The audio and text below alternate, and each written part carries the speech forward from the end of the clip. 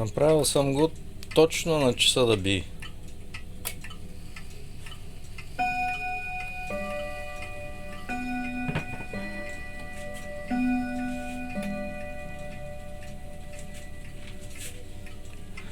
А механизма е уникален. Значи явно за скандинавските страни аз съм снимал, като го почистих и смазах. Отзад е с някакво дебело като златно покритие стои.